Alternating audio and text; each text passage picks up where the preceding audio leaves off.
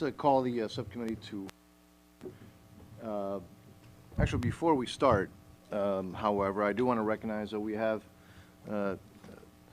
two new members of this subcommittee, Mr. Jenkins of West Virginia and Mr. Young of Iowa. I'll tell you, I'm thrilled that you're here. Of course, you're replacing two very good members, so you know, you have big roles to fill.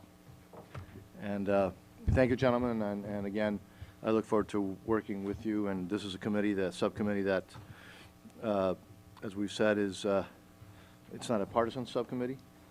We will try to do everything we can to work together, and the ranking member has been just a delight to work with. So thank you, sir.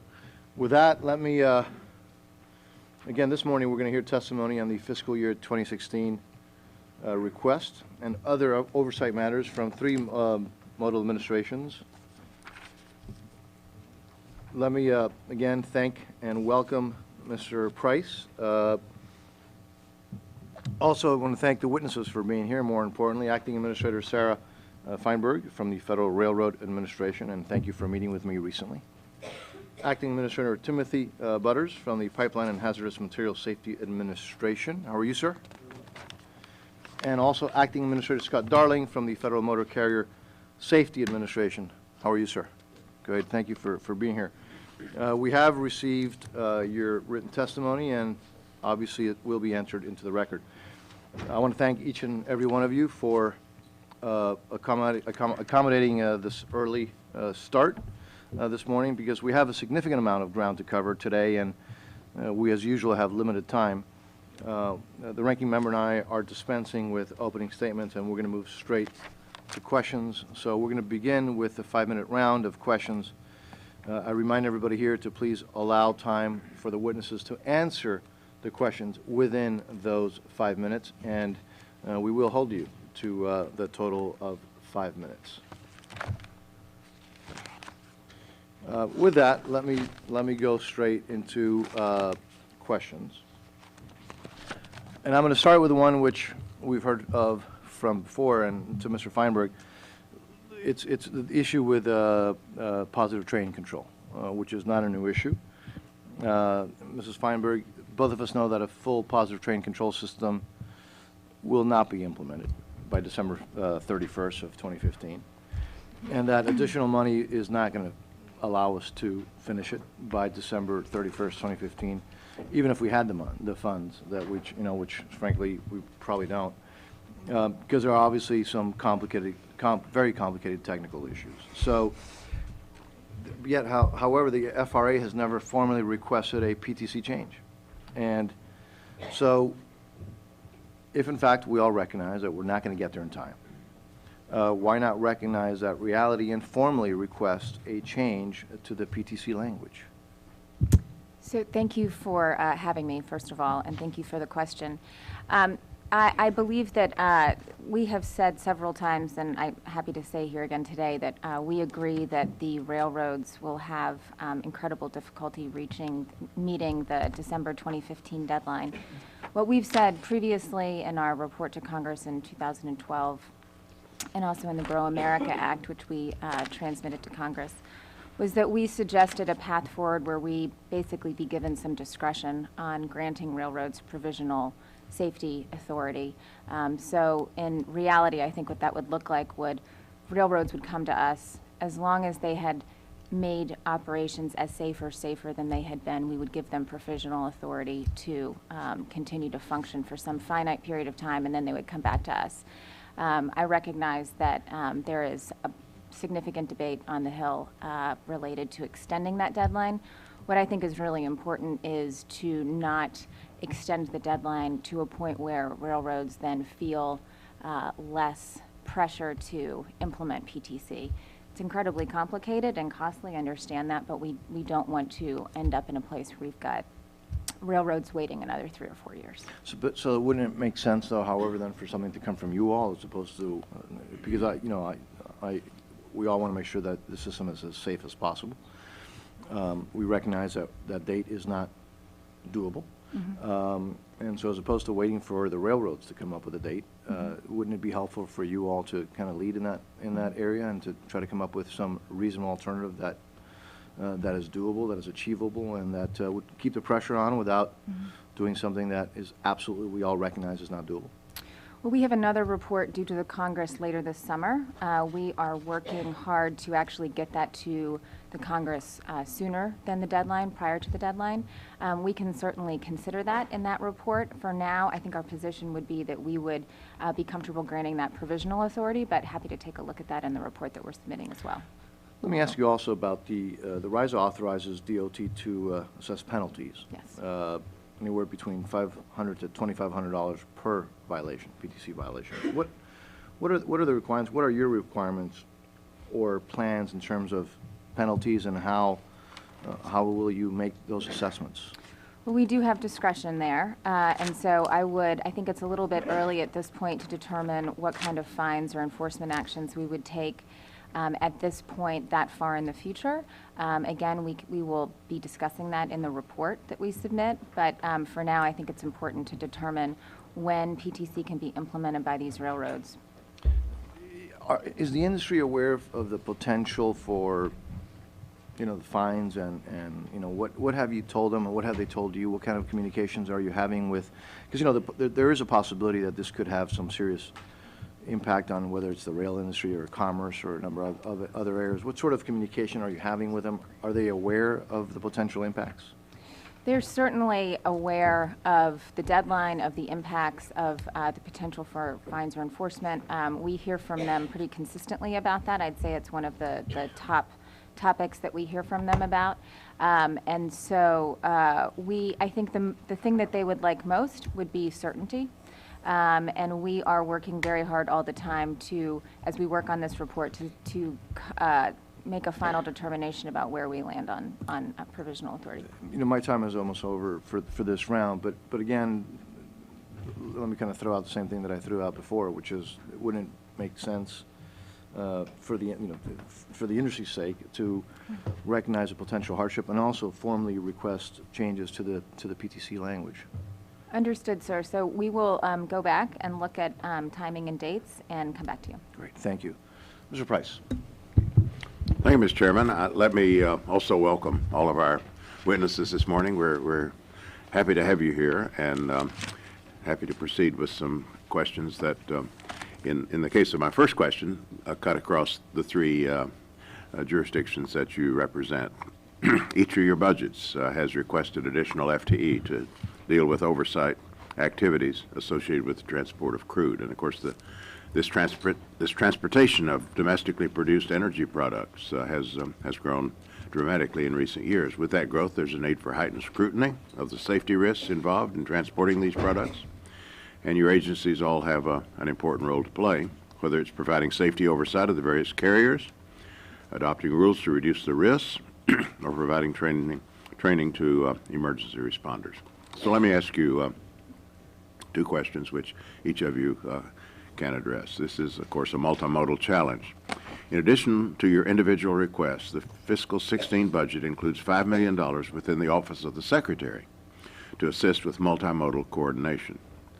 First, if any of you could describe the kind of coordination that already occurs, how the three agencies currently collaborate on this issue, and then what value added will the requested funds within the Secretary's office bring to that effort?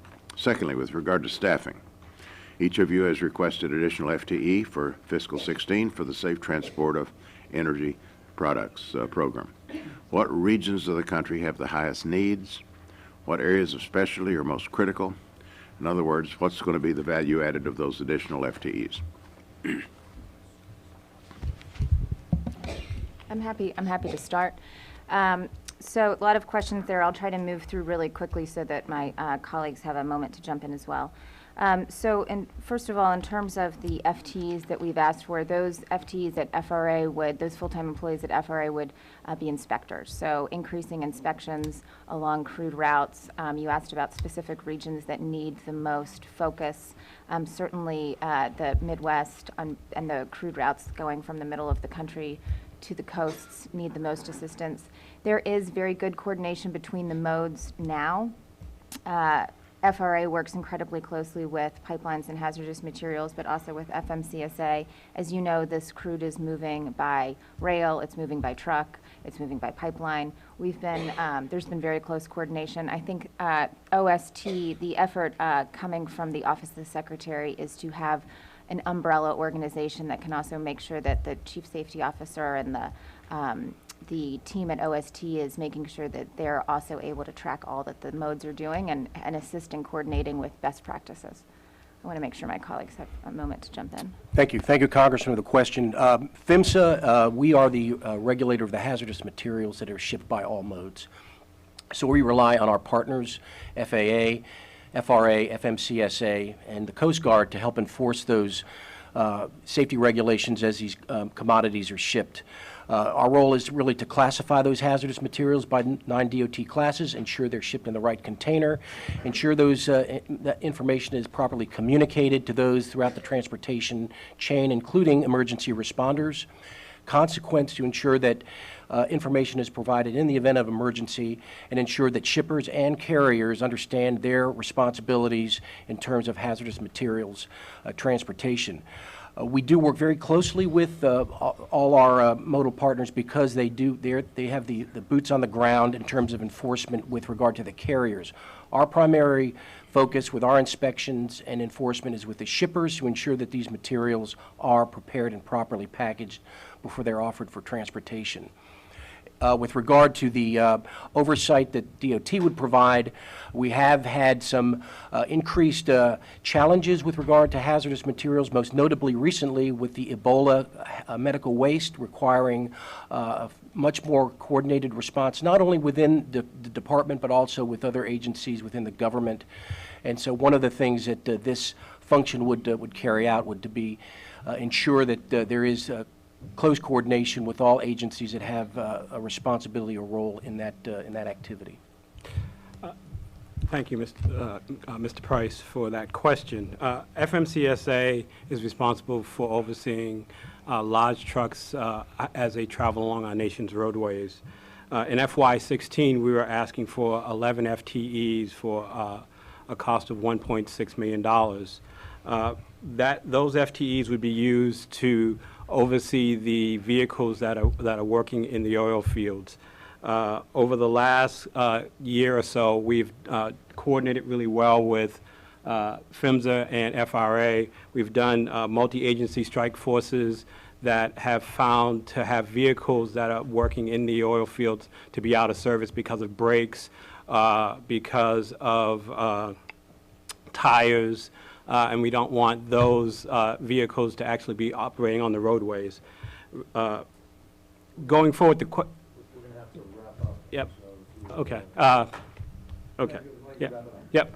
The areas, the regions that we believe need the most help are in the Midwest, and regarding funding to OST, that will allow us to act more efficiently, have best practices, and to make sure that we manage our resources as we work through the movement of energy products in this country. Mr. Young. Thank you, Mr. Chairman. Pleasure to be on the committee. Thank you, witnesses, for coming to us today. I want to talk a little bit about the Shortline Railroad project that came into being last time around here in the committee, advocated and encouraged by Representative Quigley and Yoder and my predecessor, Congressman Latham, who was the chair here. Mm-hmm. Last year's appropriations bill supported that pilot, that Shortline pilot, for $2 million. And this is a big deal for the Shortline railroads in my district. I have the Iowa Interstate Railroad that goes right through my hometown of Van Meter, and I hear it frequently on the weekends and at night. What success can you tell us have you seen in this program so far? Thank you for the question. The Shortline Safety Institute, I agreed, just came into being last cycle. They have begun standing up the Institute itself. They're focusing on best practices to be able to assist Shortlines with. One item of focus for them is assisting Shortlines with dealing with the transportation of crude, which is particularly helpful. Yeah, a lot of hazardous materials are frequently shipped on those. Just want to make sure that you're focusing on it and you're still looking at it, and that you'll report back to us as we go on through the process about how that's going. Absolutely. We're focused on it. I believe I met with them just a couple weeks ago. They're meeting in Florida next week, which we're sending staff to. Thank you. There's a big connection between agriculture and trucking in many of our districts, and particularly rural districts. Many farmers in my district who own 1 or 2 semi-trucks to support their farm also operate smaller trucking companies with them. I'm concerned with the impacts of the new regulations on these small motor carriers, that they're not being fully analyzed and evaluated by FMCSA. One recent study considered only 11 trucking companies, none of which had fewer than 100 trucks. Only about 3,600 trucking companies out of the 500,000 in operation fit that definition. Do you think this evaluation contains a representative sample of the trucking industry?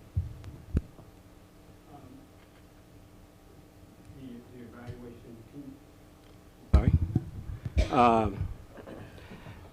The trucking industry is a complex industry with a mix of small, medium, and large-sized trucks.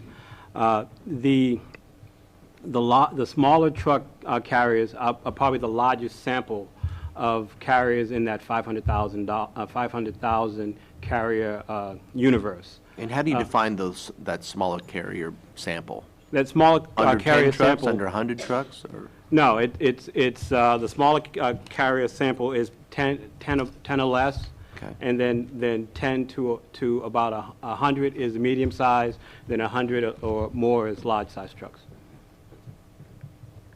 Okay. Well, how much of a focus are you making on the smaller trucks, the 10 or less? Because those are the folks in my district and a lot of the rural districts, and that matters to them what you're doing. We don't target just small trucks. We look at all trucks. Our focus is to make sure that trucks that are currently on the road are operating safely. We use our SMS system to prioritize how we look at carriers going forward, which is our safety management measurement system, and that system helps us prioritize the truckers that we look at. I want to talk about Amtrak. Thank you very much. Yeah. Talk about Amtrak just for a second. Can you tell me how much the Northeast Corridor is projected to earn in 2015? I don't know that number off the top of my head, but we're happy to come back to you with it. Okay, we'll look forward to that answer. And would you agree that providing funds to Amtrak by line of business is a more transparent way to provide their funding?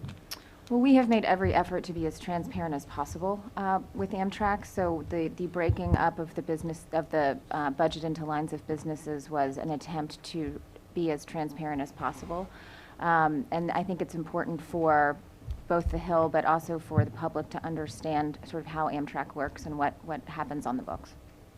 Well, you know, we're a committee, I know the chairman and ranking member, transparency is very important, so we know what's going on with our taxpayer dollars, so we look forward to hearing back from you on that. Thank you, Mr. Chairman. I yield the time.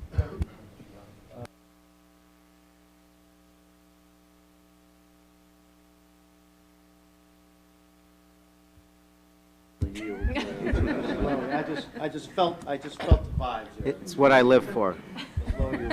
First of all, I want to thank the chairman for your gracious introduction, and I want to thank my good friend, Mr. Quigley. Unfortunately, there are 4 hearings this morning, so sometimes we need some roller skates to do the job effectively. But thank you very much, and thank you, sir. I'd like to address the issue of grade crossing safety. As I think Ms. Feinberg is aware, in recent weeks there have been 3 major grade crossing accidents, one in my congressional district, in which 6 people tragically lost their lives. I will never, ever forget that scene. It was almost as if it was an incinerator. It was just awful. A second in Southern California, a third in North Carolina. Following the Metro North crash last month, I had a press conference at a dangerous crossing just miles from the crash site to promote rail crossing safety. Less than a week later, at that crossing, a motorist was trapped between the gates as a train approached. She backed up, snapping the gate arm. Fortunately, she backed up. just as the train passed by. This particular grade crossing is near a high school. There are routinely backups over the crossing.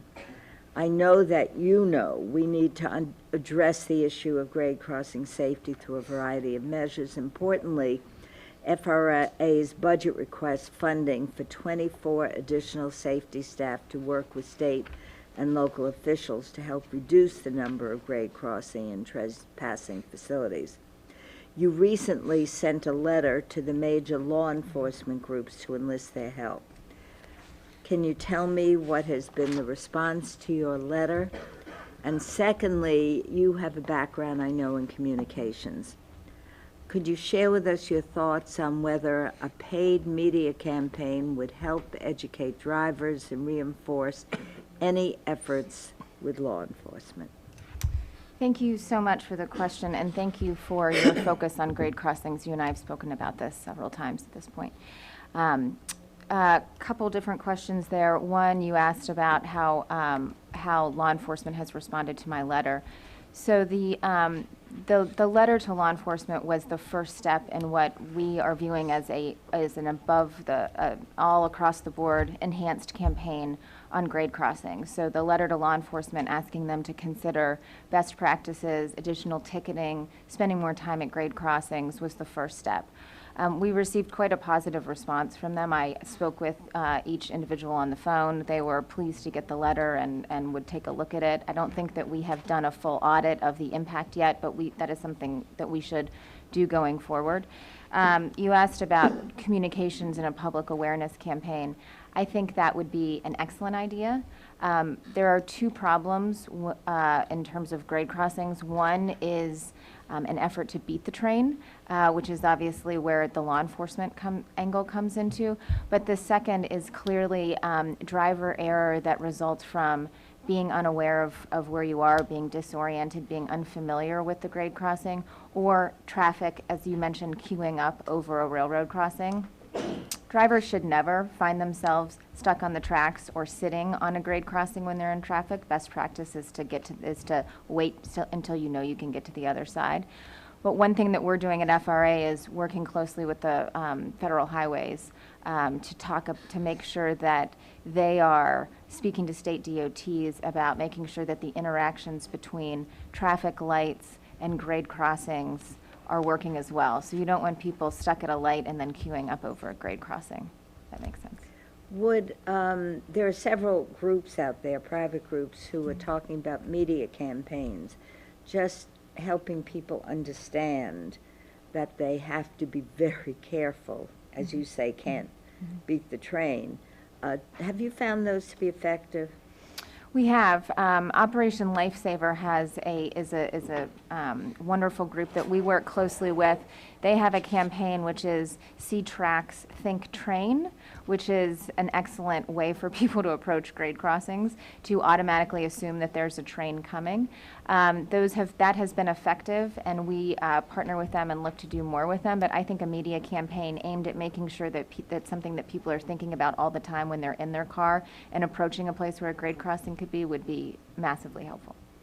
Thank you, and thank you, Mr. Chairman. Thank you, Mrs. Lowe. It's always a pleasure to have you here. It's a pleasure for me to be here. Thank you. Mr. Jenkins.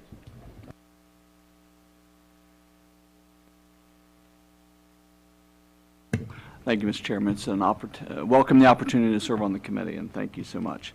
Good morning. Glad that you're here. A couple of things. One, obviously, Ms. Feinberg, you and I come from West Virginia. We have Bakken crude oil coming through our state. We've had a horrific accident in Mount Carbon that we'll talk about here in just a moment. But first, with regard to the tank car safety rule, you and I spoke after the incident, and again, thank you for coming. Let me express thanks to the FRA, CSX, local, state, first responders. It was all hands on deck. And as tragic as the incident was, it was still an example of maybe best practices from a response standpoint. But we also need to focus, as I know you are, how can we make sure this doesn't happen again? With regard to the tank rules, and again, we talked about this, and I recognize that you've been in your capacity 18 months or so now. So, and I certainly take you at your word of your passion to get these rules done. But from my standpoint, 4+ years is simply unacceptable. That these rules have been in process, discussed at the administration level, and we still don't have enhanced rail car safety standards. Again, I guess acknowledge that you have shared with me a top priority to get these standards upgraded.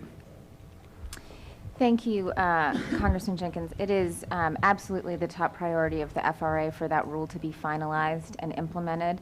An update on where that rule is. It currently is in the last step of the process. It's sitting over at OIRA at the moment.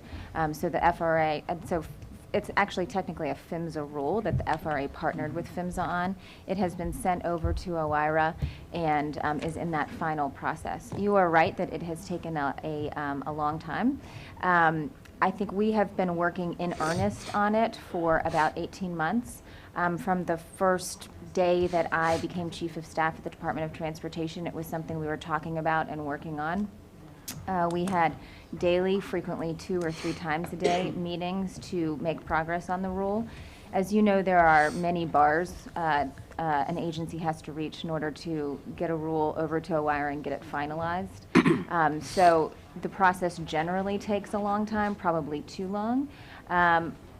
Interestingly, this rule, I think most people would say, has actually moved quite quickly compared to other rulemakings, which is probably a testament to the fact that the rulemaking process needs to move a little bit faster. But let me ask you, obviously, since this rule's been at least in the process for 4+ years, and I don't think the public, while I recognize administratively this may be light speed, I think from the public's perspective, 4 years ought to be long enough, and I share the public's attitude on that. I do. With regard to the Mount Carbon incident and others, with this rule, and I acknowledge that at least it's contemplated that the new proposed standards, these cars in this 109-car train with 30,000 gallons of highly flammable crude in each one of those cars, these cars may have met the new proposed standards already. So from my perspective, we may be rubber stamping in new car standards that isn't good enough. Are you all reevaluating, based on this incident, whether or not what's being worked on in a proposed fashion may not be good enough to make sure this doesn't happen again? So it's an excellent question. We're in, I think, as you know, this very awkward moment when I cannot, when I'm not in a position where I can confirm the proposed final rule that we actually sent to OIRA, which they are working on now. I think that this will all come to a conclusion in a couple weeks, and although I can't prejudge the rulemaking process or what the final rule will be, I think there is an acknowledgement across the administration that the derailments we've seen in recent weeks have all been, as you say, 1232 cars. So the 111 is sort of the bottom, and then 1232 is the enhanced car, and then there's of course a 1232 that has a jacket, which is an even stronger car. So I understand that we're in a position where we can't say a lot about what will be in a final rule, but I think administration-wide we feel confident that it will be a very strong step in the right direction of a much safer car. We're going to have to, Mr. Jenkins, I apologize, we're going to have to wait for your next question to the next round. Thank you. Thank you, Mr. sir. Chairman. Mr. Quigley, thank you for your patience. Thank you, Mr. Chairman.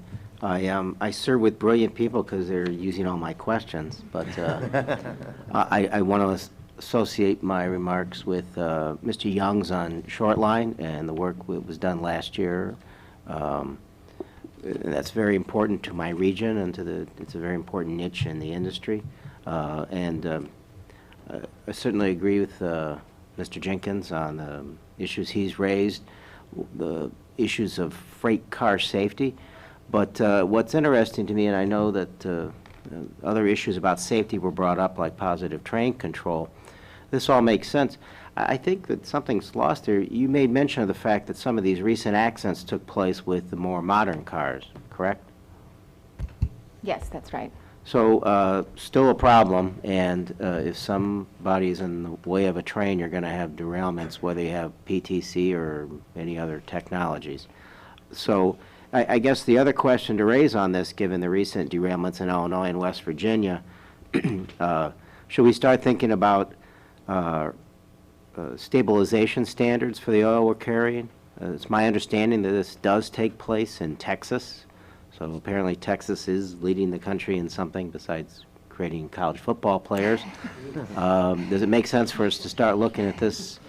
We're not going to acknowledge that No. statement, because I just saw Mr. Cuellar about to jump out of his seat, so we'll... I resemble everything.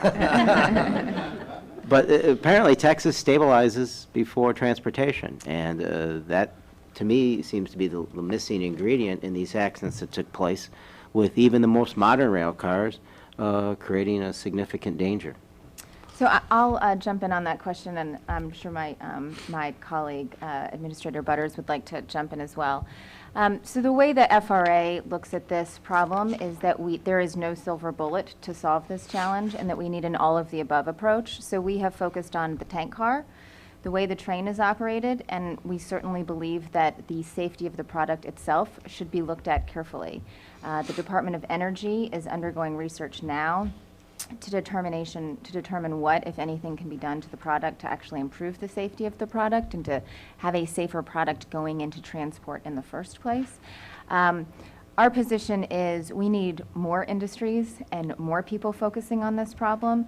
The FRA is happy to focus on rail and inspections and tank cars and train operations, but we also need people from across the government and across industry looking at what else can be done to solve this problem. I think it's in their interest. If you look at industry, to insurance alone, the extraordinary cost of a catastrophic accident like this being reduced significantly, I think eventually they would see it in their interest as well. I realize there's some capital involvement, but I'm curious. Mr. Butters, your reaction? Yes, thank you, Congressman. Thank you for the question. This whole rail safety approach that we are taking is a comprehensive approach. It focuses on prevention, focuses on mitigation, which is strengthening the car, looking at the commodity to see what we can do to lower the flammability, to lower the hazard, and of course preparedness and emergency response. So on the point of treating the product, and we refer really to treating it versus stabilization, because we're actually looking at ways to remove those dissolved gases that can contribute to a higher volatility, higher flammability.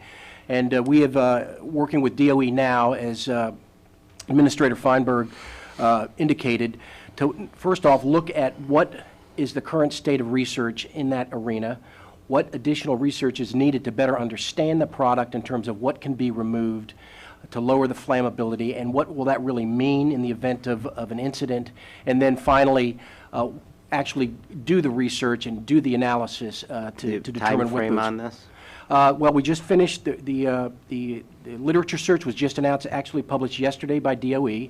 So we expect that the next phase will be around June, late spring, early summer, and then we will begin the actual analysis through the summer, hopefully having the project wrapped up in the fall of this year. I appreciate that. Given the time, I yield back, Mr. Chairman. Thank you, sir. Mr. Yoder. Thank you, Mr. Chairman. Welcome to the committee. Thanks for your testimony this morning. I note, Administrator Feinberg, that the West Virginia Mountaineers are still in the tournament, and it's kind of a week of mourning for Kansas Jayhawk fans. So They are. congrats they are. on your good fortune. You got a big Once game. this hearing's under my belt, I can really focus on March Yeah, Madness. what's most important? Hope your bracket's not as bad as mine is at this point. But big game against the Kentucky Wildcats this week.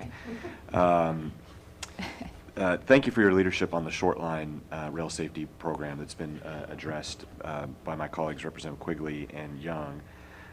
That was clearly a project that was created last year by this committee, so it's still fairly new. I wondered if you could maybe highlight for us what you see as some of the objectives of the program and what you see the future trajectory of it. Where do you see this going? Thank you for the question. I think best practices is really one of the key focuses of the Shortline Institute at this point. As you know, there are Class 1 railroads that have significant resources to do, to sort of take any action that they would need to take in regards to safety or operations. The short lines tend to have much less in the way of resources. They can be anything from mom and pop operations with one employee to with several employees, but not anything near a Class 1. So best practices and sharing best safety practices would be a huge focus for us. The Shortline Institute, as I mentioned previously, is focusing in particular on crude and ensuring that they are transporting crude safely, which again is a difficult thing for short lines to be tasked with in comparison to the Class 1s. So I absolutely see this institute living on for as long as we can support it and as long as there's funding. We think it's an incredibly helpful way to bring services to the short lines. Well, I appreciate your thoughts on that, and I know that my colleagues, we've spent a lot of our testimony or questions this morning talking about rail safety, and the amount of traffic on short lines has grown dramatically over the years, and it's such an integral part of our transportation system in this country, and it's a big part of a lot of our communities. And so I think you create a great partnership with the industry, which is important. This sort of came up from industry that wanted this coordination and support, and so I appreciate your work on that and your vision as well. I also wanted to ask you a little bit about the railroad track maintenance tax credit, the 45G. And I wondered if, as we debate how to do tax reform and the value of encouraging investment and that credit, I wonder if you could talk a little bit about the importance that brings to railroad infrastructure investment for short lines, and maybe describe for the committee why that's a useful tool, the benefit for the country. Well, we want to incentivize as much as we can maintenance. I'm happy to come back to the committee with a longer, more detailed answer. Okay. Did any of your colleagues have?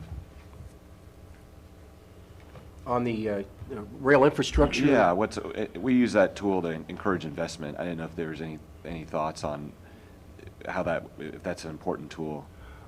Well, all I would probably offer is that as related to the issues that we're dealing with crude oil, rail safety, the more investment in infrastructure, that is 1/3 of the cause of derailments is, for example, track failure.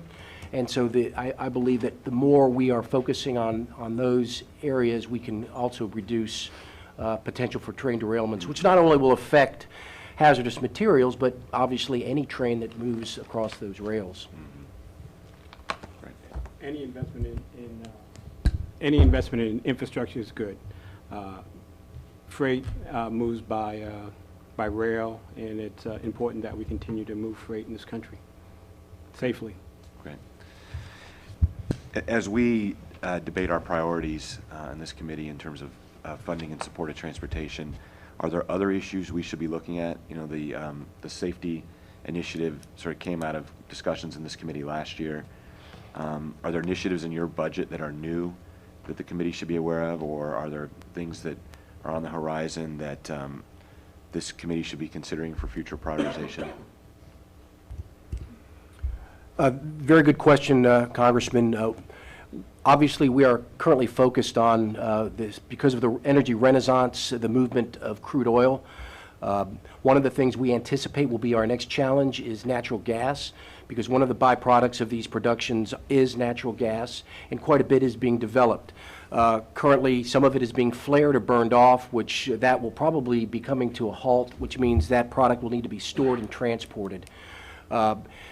A lot of the LNG import facilities that were approved back in the 80s have been requested permitting for export, which means we will see a movement from natural gas to liquefaction, and for export, as well as there is a very strong move to utilize LNG as a fuel, not only to power railroads, maritime vessels, and other power units, but we'll see a dramatic increase in the movement of this product as a commodity. So that is an area that we are looking at. We need to ensure that containers that can move that product are properly and safely designed. Alaska has already requested a special permit to move natural gas up in that state because of the challenges they have with energy up there. Appreciate your testimony. Thank you, Mr. Chairman. Thank you. Now to our resident Texas football player. Thank you so much, Mr. Chairman, and thank you for all being here. Let me ask you, Administrator Feinberg, as you know, there's a study that goes from Oklahoma down to Texas, a passenger train. I added some language that it doesn't stop in San Antonio, it should go down to the border. In talking to our Mexican counterparts, and we had a meeting with Secretary Fox about a year ago, I believe, with some of the folks from Mexico and the Texas Department of Transportation who's doing the study right now. It's been brought to my attention that there's currently no standards or protocols for passenger rail lines between the United States and Mexico.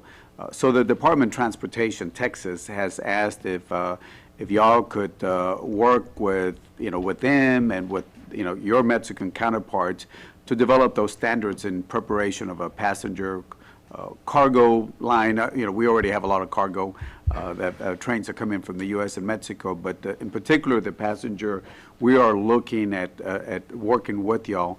And I think the study will be finished this summer, but if y'all can work with the Texas folks to develop, and the Mexican counterparts to develop those standards, that would be very appreciated. We'd be more than happy to do that. We have particularly close relationship with our counterparts in Canada as we've worked on to finalize the crude by rail rule, and we can absolutely do more to work.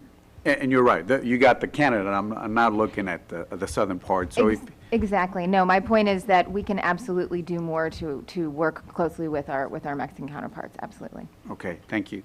The other thing is, last year I added some language. I'm asking the chairman of the committee to continue this language. It got accepted last time. It's the congestions we have at international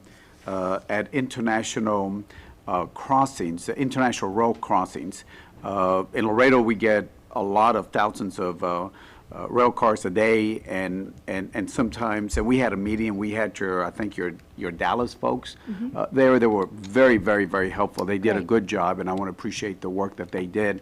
But we're still trying to see if we can find more efficiency and streamline the process, because what's happening, those lines come across, those rail trains come across, and then they stop in the middle of the city of Laredo, and they block, whether it's emergency vehicles or people going to work or going to school, they block the streets too long. So I know the language calls a GAO to do a study to find, and I'm sure they're working with you. So I would ask you to just continue working with GAO as they prepare that study on the efficiencies. I think that's more on y'all, but we brought in the GAO to work with y'all. Of course, we're happy to do that. Blocked grade crossings are a danger for every town where they exist in, and so is congestion. So we're happy to continue to work with them on that. Okay. Finally, the last question is, because I have some pipeline questions and flaring, and I don't know if I'll have time, but I have a question. On the funds are available for highways and bridges activities under Title 28, Section 133B. There's a line that talks about freight rail transportation projects. Does that cover international rail projects also? Because this is something I've been trying to get the attention of the committee, is that there's always a focus on National Guard, setting up fences and walls on the border and more Border Patrol, but I'm looking at the infrastructure. Does that cover international rail projects? Like, for example, in my district, in Laredo, we get 12,000 trailers a day, and then rail cars in the thousands also, and there's a rail bridge there, and I know other parts of the border are looking. Does that section also, the freight rail transportation projects, cover international also? Tell you what, Mr. Cuellar, why don't we go back and come back to you with not just an answer on that, but options, a variety of options that may be available. Does that make sense? Yes. So not just an answer on that, but we'll look at everything. All right, and maybe I can just get one last question on flaring. I represent probably the largest part of the Eagle Ford than any other member of Congress. Talking about flaring, and you can see that during the day, you can see this at nighttime.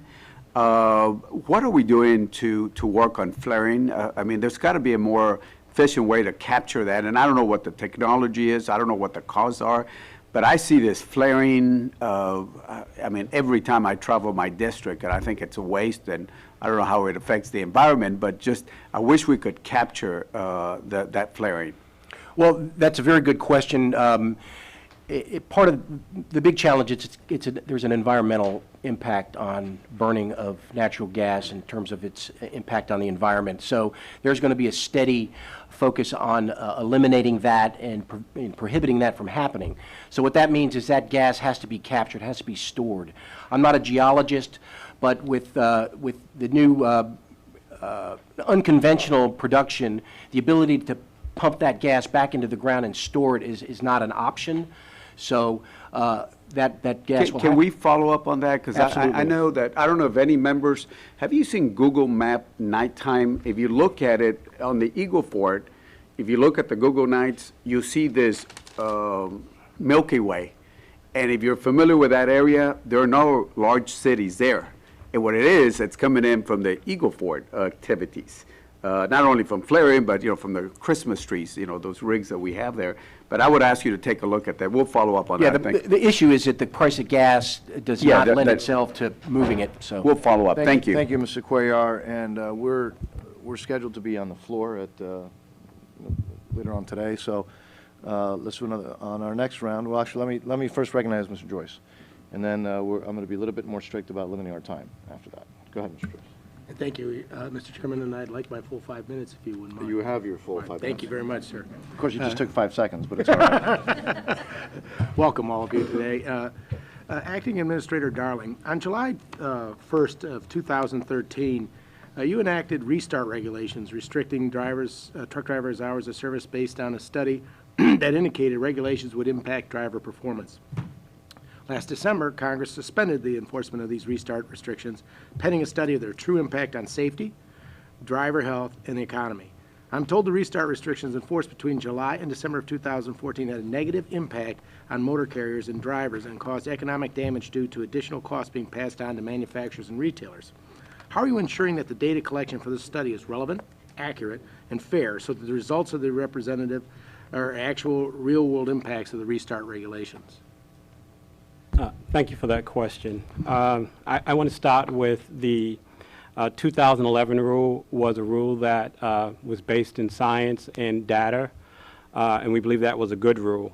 We are currently undertaking a large naturalistic study on the hours of service. We've hired Virginia Tech through a competitive process, and they have also subcontracted with the University of Pennsylvania, Dr. Dinges, who is an expert in fatigue and also an expert in transport. We have submitted our study plan to the OIG, the DOT OIG, which looks at what data we're going to be collecting and looks at the sample size, and they have validated our study plan. In addition to that, we've have an independent peer review team that has also validated our study plan. We are currently in the process of doing the data collection needed to complete that study, and we will have that study completed within the time frame put out by Congress. But if the rule is based on flawed data to begin with, wouldn't you think that it should be rechecked or relooked at? The data that we use for the study, for this study you're talking about, the data in the 2011 rule is good data, and it's based on the most recent scientific information available at that time. You would agree it would put more traffic on the roadway during the daytime instead of the evening, correct? There's been no evidence that this rule would put more traffic on the roadways during the day. Did you study that? The 2011 rule. Did you study that? Did we study that? Yeah. We talked about it in the final rule. We haven't studied it yet, and there's no studies that are out there. And I've asked my team to look into this because it's been an issue, and for us to look into the congestion issue that you raised, we will need industry to work with us, and we've been reaching out to industry. Great, thank you. Moving on, as you know, that you also moved to permit Mexican domiciled carriers to apply for long-haul operation in the United States. The DOT Office of Inspector General found it was insufficient to project safety performance to the universe of Mexico domiciled carriers that may qualify for long-haul operating authority in the future with regards to the Mexican-owned carriers that participated in this pilot project. Can you tell me how much money DOT has spent on a 3-year pilot program to process applications, conduct pre-authority safety audits, and monitor and inspect what turned out to be a small sample of carriers? I understand there was 15, one quit and another one was thrown out or withdrew on their own. $200,000. And you figure that what the study that's been done is adequate to maintain the safety of the American motoring traffic? Our study the pilot program that we had in place sufficiently found that the Mexican carriers operated as safe as U.S. and Canadian carriers. Okay. I yield back what little time I have, sir. Thank you, sir. Mr. Ryan. Thank you, Mr. Chairman. I always hate to follow the former prosecutor from Cleveland over there, Mr. Joyce. As you can tell, his background is very good. So a couple questions, Mr. Darling, with regard to FMCSA. I know you're moving forward on rulemaking to increase insurance requirements for commercial motor vehicles, which are currently set at $750,000 for general freight, and then $1 million and $5 million for hazardous. The docket for NNPRM closed on February 26. When do you hope to publish the notice of proposed rulemaking on this? Right now, what we have out there is a AMPRM, which is an advance notice of rulemaking, and that allows us to collect data on this issue. And we are now reviewing all the comments we received as part of the MPRM, the AMPRM, and we will analyze that. And as soon as we do that, we should be able to make a determination on the rulemaking. So what's your general time frame? Months, couple months? A couple of months, yes. Okay. I want to move into liquid natural gas, represent Eastern Ohio, Northeastern Ohio, and we have a lot of opportunities with regard to the Marcellus Shale, Utica Shale, and one of the concerns and issue I've been working on really in a bipartisan way is how to get the liquid natural gas and move it and get it out of the country to export it. We think there are obviously diplomatic and geopolitical implications because of this with regard to Germany, and we were on a trip to Germany about 1.5 years, 2 years ago, and the first question Chancellor Merkel asked was, when are we getting our LNG from America? And representing a district that has LNG, I want to try to expedite that. So if you can talk a little bit about maybe what your concerns are as far as safety issues with regard to moving that out of Eastern Ohio and the shale play, and what concerns we need to be talking about, investments we need to be making from this end. Thank you, Congressman. Obviously, FMCSA is a safety agency. Our primary role is to make sure this product moves safely, whether it's by pipeline or other mode of transportation.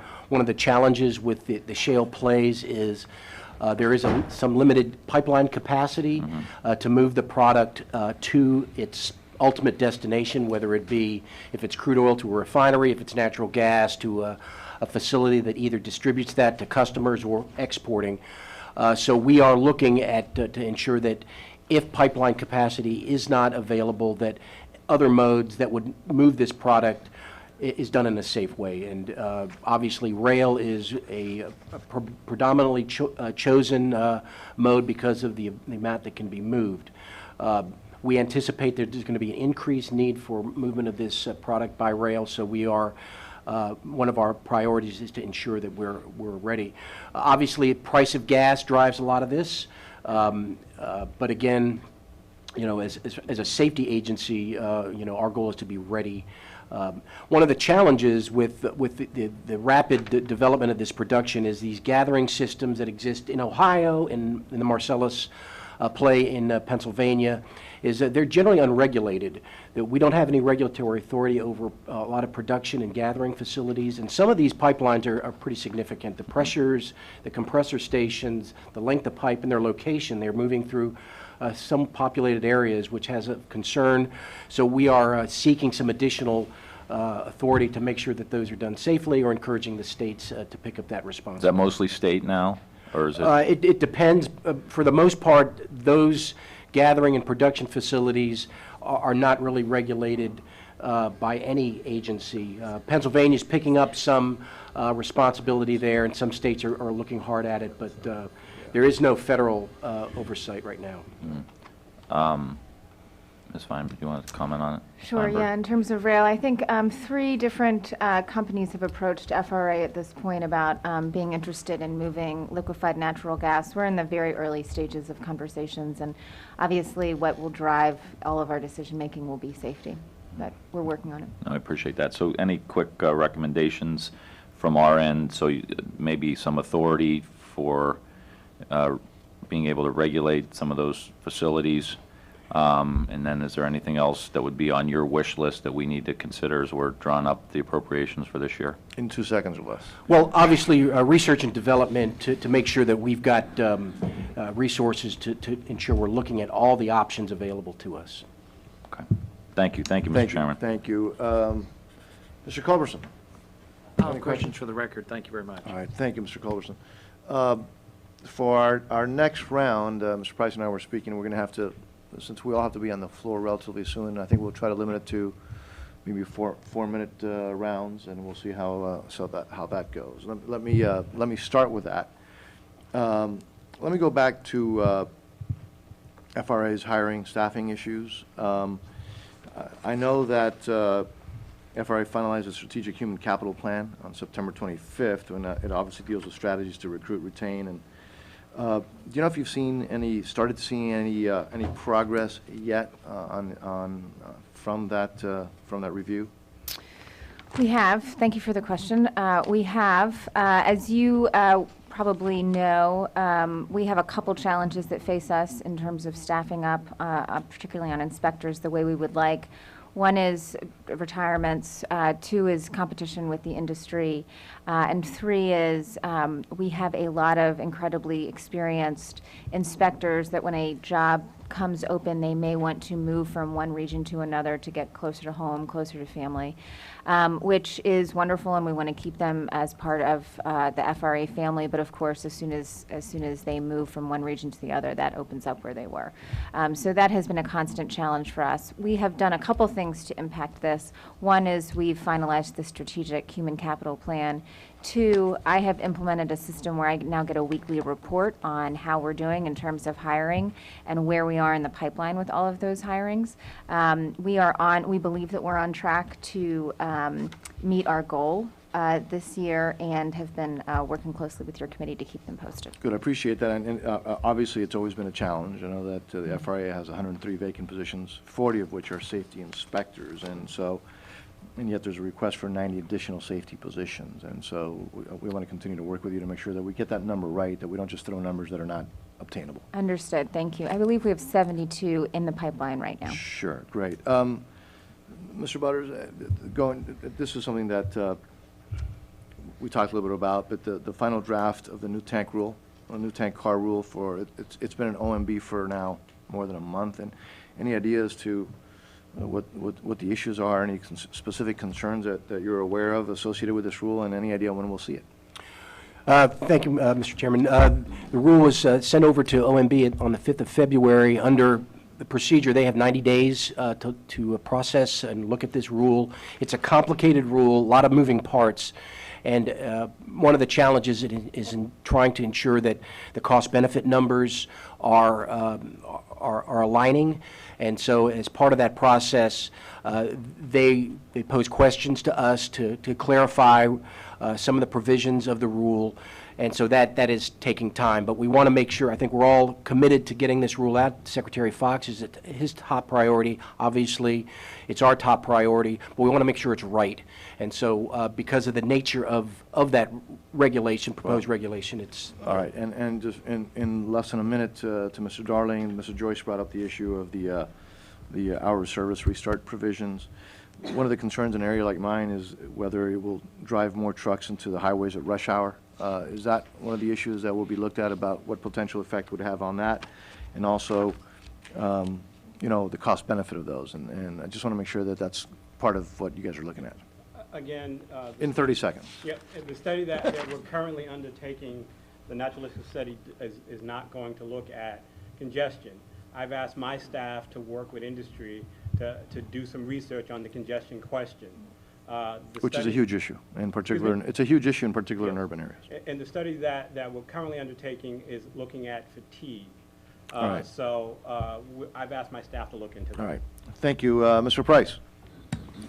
Thank you, Mr. Chairman. Since we're moving along here, I'm going to ask for the record that each of you submit any issues you wish to highlight in the budget that we haven't touched on here this morning. What are the cutting-edge issues? We've understandably, we focused mainly here on the transport of crude and other energy products. We've touched on a number of other issues.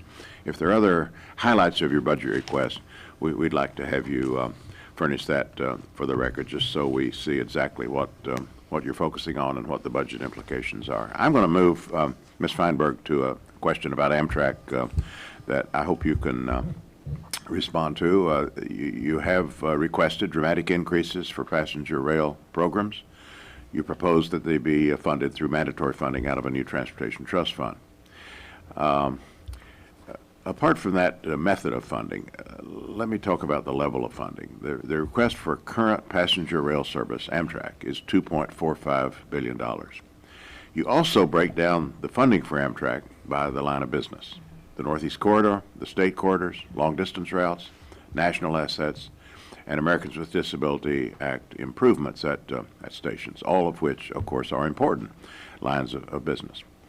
But I wonder, assuming the current funding levels of $1.4 billion, not the requested $2.45 billion, could Amtrak successfully operate under a line of business program?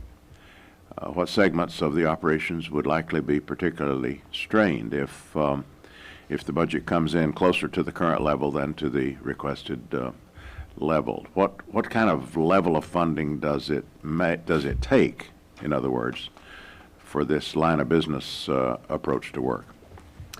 Thank you for the question. As I discussed earlier, we specifically separated into lines of business so that we could be as transparent as we possibly could.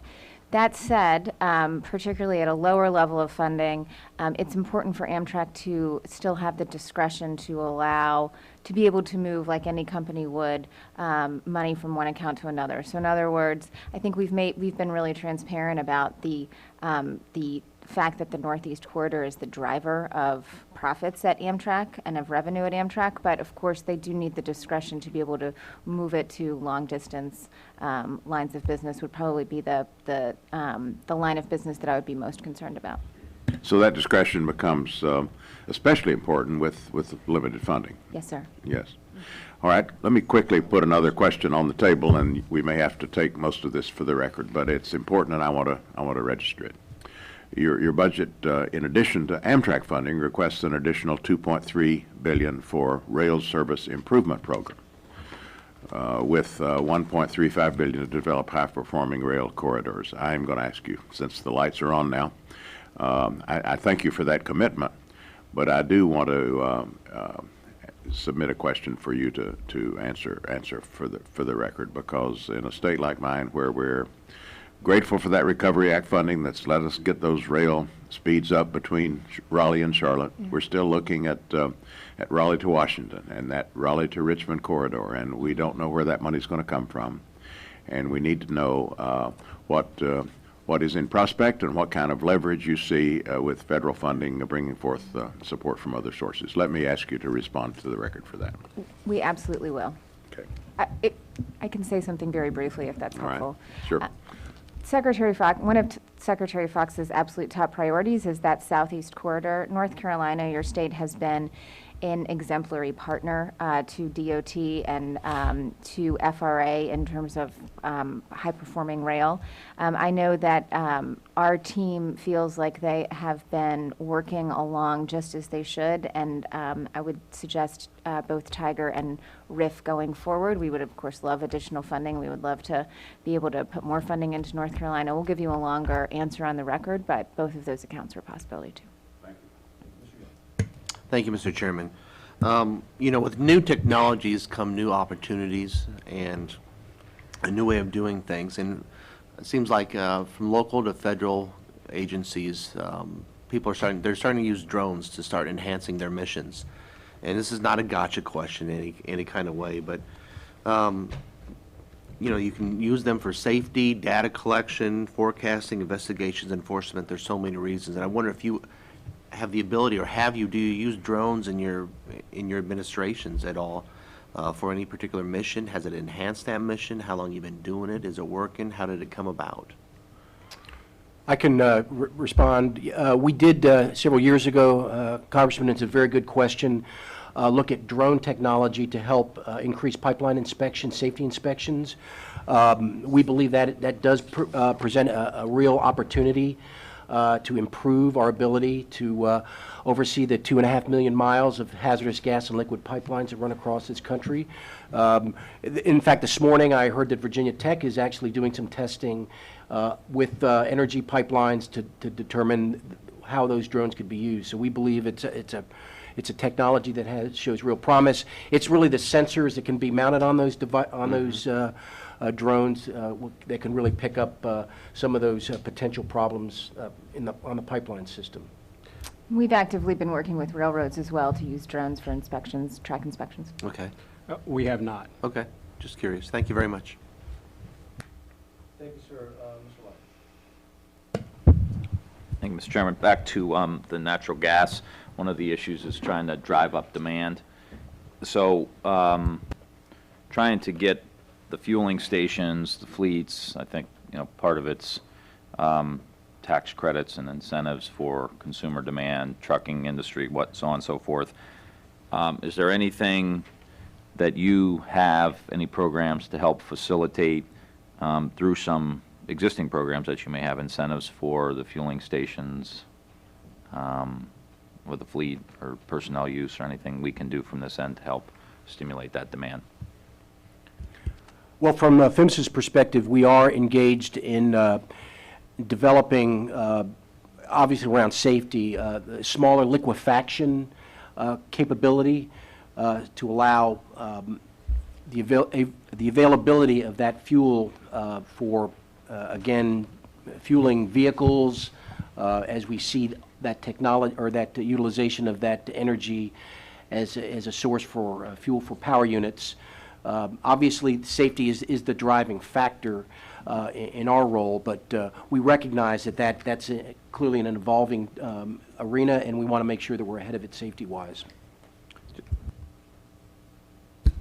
We have money in our FY16 budget to look at the safe commercial use of alternative fuels, and that's part of our research so that we can then make a determination how to go about this.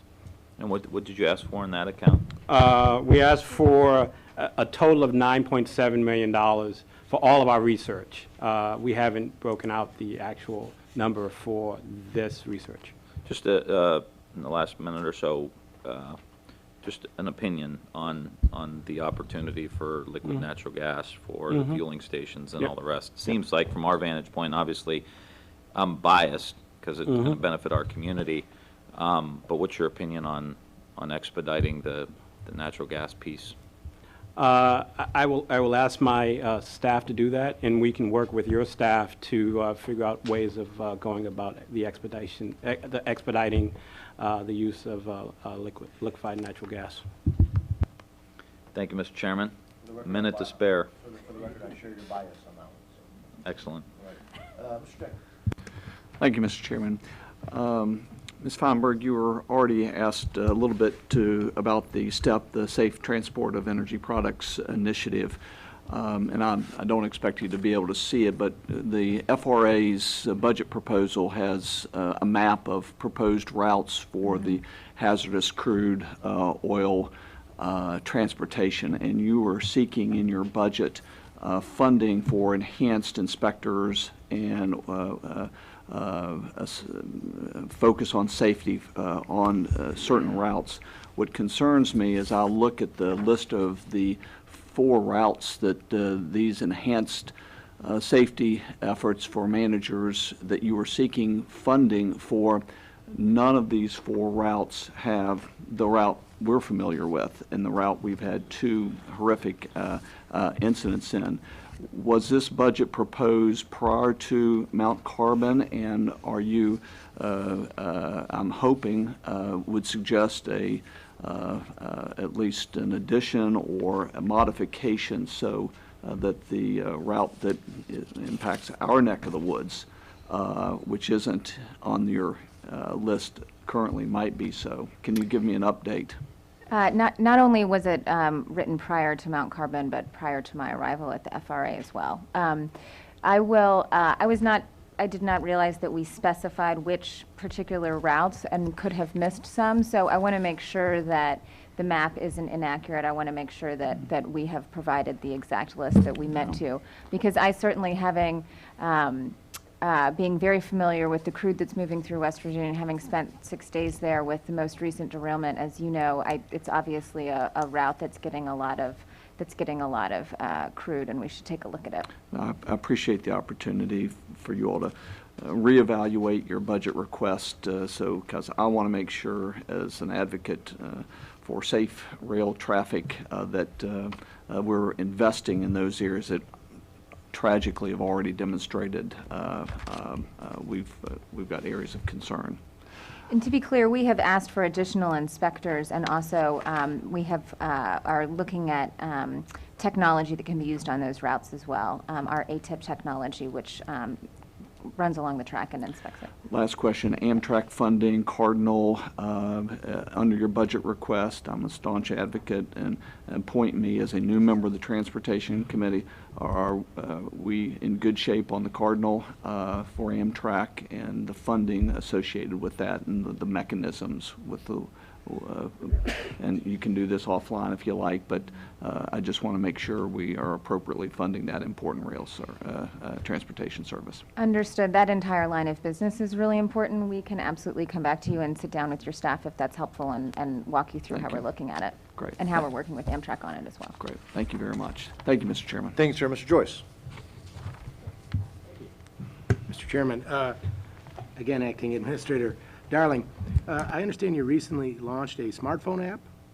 Yes. And that contains safety information, including compliance, safety, and accountability scores. The release of the app is troublesome, considering the data used to compile those CSA scores is considered to be unreliable and potentially misleading.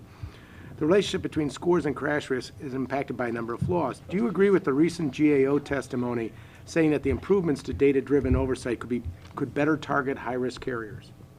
The data that is used in that app is good data. The GAO, they were concerned about the methodology, and we were concerned about how they looked at the methodology used in a safety measurement system. GAO's approach to the methodology looks at 20 carriers. 20 inspections before you actually give a rating. We believe that that's reactive rather than proactive. The system that we currently use and the methodology we currently use looks at up to 5 inspections. We want to make sure that in one of the guiding principles that we have in the agency is to remove bad carriers from the road. We want to get to those carriers as soon as possible. Again, the data is good. The information is used to make decisions and prioritize carriers that we have to get to before they have a crash. And people use that to make decisions, and it's transparent data. Well, wouldn't you be singling out large carriers and when the bulk of the traffic is really small carriers? No, we're singling out all carriers. We're looking to catch the worst of the worst and get those off the road, and then deal with the other carriers that are not complying with our regulations. No further questions. Thank you. Thank you. Mr. Culberson. Thank you, Mr. Chairman. Administrator Darling, for Yes. 22 years, we've had a lot of success across the country. States have had a program in place using a e-screening and bypass program called pre-pass for trucks to essentially pre-check themselves. The states across the country have used this program very successfully with carriers who have a good safety record. If you participate in the program, kind of like pre-check when you go to the airport. Works very well. States are obviously the primary regulator for safety violations on trucks, and it's worked well. They've had a system in place now in 31 states. I'm a pretty zealous advocate of the 10th Amendment, big believer we should let local government and state government do things that they can do well and limit the federal government to those things that local or state governments are not able to do. And I notice that you are proposing to spend about you're currently spending about $30 million to create a federal wireless roadside inspection program that would obviously preempt the existing and very successful state system in an era when we are spending money we don't have, and in the face of a system that's working. What's the need? Why would you create a program to preempt a very successful state program? You're proposing, I think you're spending $30 million today to create this federal bypass system. What's the reasoning behind this, and why would we want to preempt a very successful state program that's been working well for 22 years?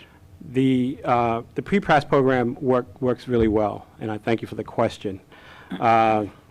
We are not looking to preempt that. We're looking to set standards so that the systems that are used are consistent across the country. We also are looking for the wireless enforcement, which allows law enforcement to look at carriers as they do roadside inspections. One of the things that we've been saying is that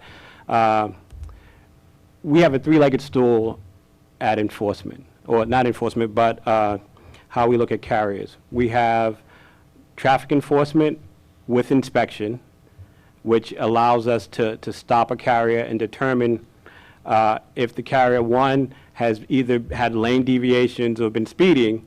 In addition to that, to find out if the driver or the company is out of service. Second is just general inspections, going by a weigh station and stopping at a weigh station and getting inspected to determine if the driver or the vehicle is safe to be on the road. And then the third part of that is for us to go in and actually do investigations on the company. That's our compliance reviews. So we're looking to have a three-legged stool. Any wireless service that connects law enforcement to our information is a good thing. And we're looking to make sure that we have a standardized process for doing that. I appreciate your answer. Those are all things, of course, that the existing pre-pass system has done very successfully over the years, so it's essentially another example of federal duplication in an area that's not needed, and you're preempting state law, and they're the best folks to, I think, do the job. And there's more than there's other systems that are out there besides the pre-pass. So we're looking to have standards to make sure that all the systems are the same. To preempt state law. No, we're not preempting state law, Mr. Culberson. Thank you very much.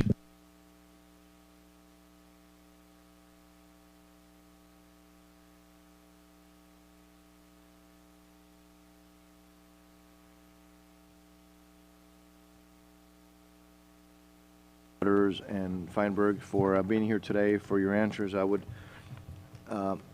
respectfully ask, since I know I have a number of questions and so do other members of the committee, that that you and your staff work expeditiously to get those answers cleared and returned within 30 days, please.